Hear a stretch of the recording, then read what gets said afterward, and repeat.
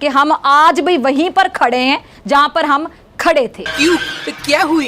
बेचारा फॉर्म 47 का अर्दली, जैसे ही इसको पता चला कि ईरानी वफ्द जो है वो मुज़ाकरात कैंसिल करके वो छोड़कर जा रहा है, तो उसके चेहरे पर ये डर देखें। जब जब ये मनाजिर आते हैं पाकिस्तानी कौम घबरा जाती है। सबसे पहले तो आपने घबराना नहीं। हमारे कप्तान कहते थे घबराना नहीं। कि यार वाइस प्रेसिडेंट से जफियां पपियां हो रही हैं। जरा सोचिए, क्योंकि जितना अर्दली और उसका मालिक अपने मालिकों से बगलगीर होंगे, पाकिस्तानी अवाम का उतना ज्यादा कचूमर निकलेगा। अभी और सुनिए, मुनीरा मिस्त्री कोई पहला नहीं है जो यहाँ पे जफियां पपियां जाके अमरीकियों के साथ कर रहा है, अपने मुल्क के अंदर आग लगा के।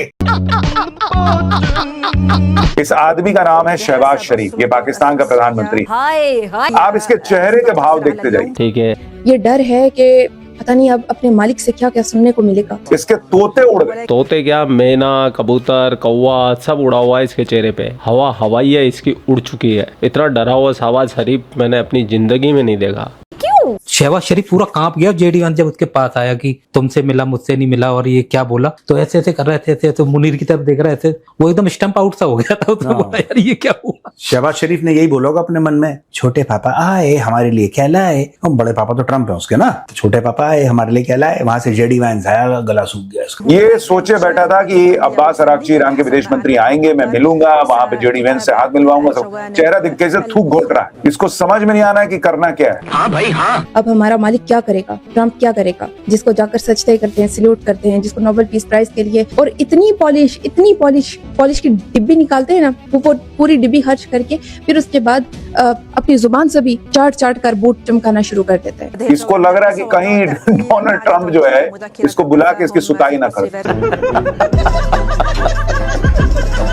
इतना ये अंदर से घबराया हुआ है कि अब मैं करूं क्या, पूरा मामला बिगड़ गया। इनका डर देखें जरा, वो कितना डर है। क्योंकि ईरान का जो डेलीगेशन आया था वो थोड़ी देर आया, गले मिला इनसे और उसके बाद चला गया बाहर। ये फोटो वोटो नहीं खिंचाएंगे, ये डोनाल्ड ट्रम्प क्या धमकी नहीं दे दी है। चलो ईरान से ही सीख लो, ईरान से क्या बुग्स है, या उससे भी बुग्स रख के बैठे हुए हो। ईरान से ही सबक हासिल करो। ईरान को कितनी धमकियां दी, हम तुम्हें पत्थरों के जमाने में भेज देंगे, हम ईरान को सफाई हस्ती से मिटा देंगे। लेकिन देखा कैसे एब्सोल्युटली नॉट कहा, हमसे माफी मांगो फिर मुज़ाकरात होंगे। हम ट्रम्प की धमकियों पर मुज़ाकरात नहीं करेंगे, हम अपनी शराइत पर मुज़ाकरात करेंगे। जब गैरत हो ना, गैरत और ईमान अगर जिंदा हो ना, अगर ईमान की ताकत हो ना और अल्लाह का सिर्फ डर हो ना, तो फिर किसी अमेरिका से और किसी ट्रम्प से और किसी इजराइल से डरा नहीं जाता। एटमी ताकत रखने वाला मुल्क है यार, एटमी रियासत अल्हम्दुलिल्लाह। फिजा खलीफा ऐसी एटमी रियासत होने का क्या ही फायदा, जिसके एक हाथ में कटोरा हो, दूसरे हाथ में बम। वाह भाई वाह, बम दिखा दिखा के तुम भीख मांगते हो, क्या ही फायदा ऐसी रियासत का। सही बात है। लेकिन इन पाकिस्तानियों को एटमी रियासत होने पे प्राउड बहुत है भाई। हिंदुस्तान में कोई भी एटम बम की बात नहीं करेगा, लेकिन अगर आप पाकिस्तानियों के इंटरव्यू जाके देखेंगे ना, तो हर दूसरा बंदा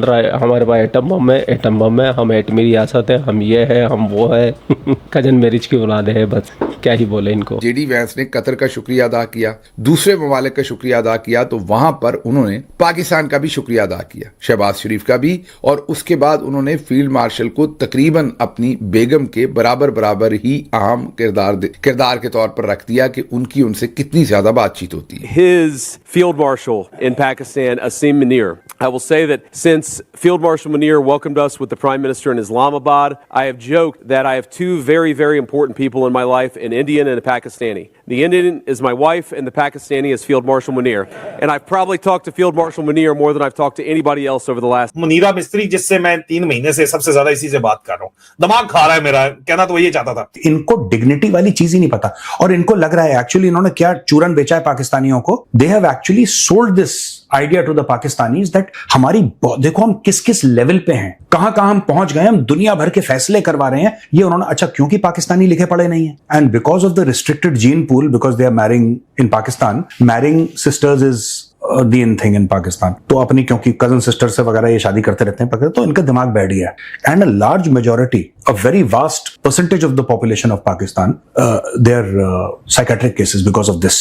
मैं बता रहा हूँ, ये जो कजन मैरिजेस होती है ना पाकिस्तान में, जिस लेवल पे होती हैं, they have become psychiatric cases. इसके ऊपर स्टडीज हैं, आप जाके आप चेक कर सकते हैं, इंटरनेट पे जाएं, आपको पता लगेगा कि पाकिस्तानी पैदल हो रखे हैं, वो नहीं सोच पाते, है ही नहीं दिमाग इनमें। फिर ये कहते हैं कि भारत के सीईओ कैसे बन जाते हैं और हम लोग नहीं बन। भाई तुम लोग इसलिए नहीं बन पाते because you keep on doing nonsense like this. ये वही जफियां पपियां हैं जो कि हम जो स्विट्जरलैंड के अंदर देख रहे हैं, जो फील्ड मार्शल अयूब खान को हमने करते देखा अमरीकी सदर के साथ। वाकई पपियां देता था वो, ठीक है, क्या उसकी शान थी, जब तक अयूब कुत्ता कह के उसको नहीं निकाला गया। और उसके बाद उसकी क्या हालत हुई वो आपने देखी।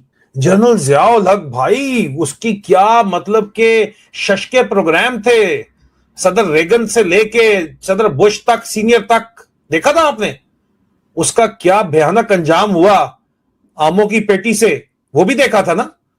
जनरल मुशर्रफ को भाई बुश जूनियर साइड पे खड़ा करके, और क्या डार्लिंग था वो अमेरिका मीडिया का। और मुनीरा मिस्त्री तो अभी तक वहां उसकी खाक पे भी पहुंचा नहीं है, पहुंचने की कोशिश कर रहा है, पहुंच भी गया तो क्या फर्क पड़ेगा। मुशर्रफ का अंजाम क्या भूल गए आप। और आज अगर मुनीरा मिस्त्री यहां पे स्विट्जरलैंड में बैठ के जो है वो जबियां पपियां कर रहा है, तो क्या तारीख इसका अंजाम जो है वो कोई तारीख बड़ी जो है वो रतलस है, बहुत जालिम है। क्या इसका अंजाम कोई आपको लगता है कि फर्क होगा?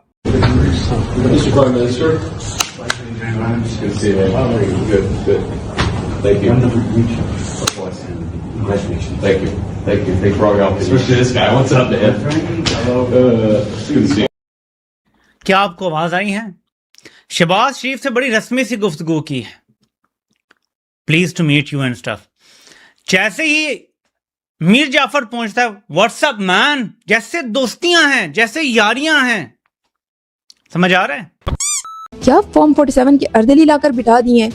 एक वो गैरतमंद लीडर जो इन सब की आंखों में आंखें डालकर बात करने की जुर्रत रखता है, एब्सोल्युटली नॉट कहने की जुर्रत रखता है, जो सर उठा के खड़ा होने की जुर्रत रखता है, जो किसी की गुलामी नहीं करता, उसको उठा के जेल में बदतरीन कहते तन्हाई में फेंका हुआ है। और ये अर्दली जो हमारे मुल्क पर मुसल्लत किए हैं फॉर्म 47 के जरिए, बंदूक की नोक पर पाकिस्तानियों का इलेक्शन लूट कर, ये यकीन करें ये लोग हमारे मुल्क के लिए ना बदनामी के सिवा और कुछ नहीं साबित होते।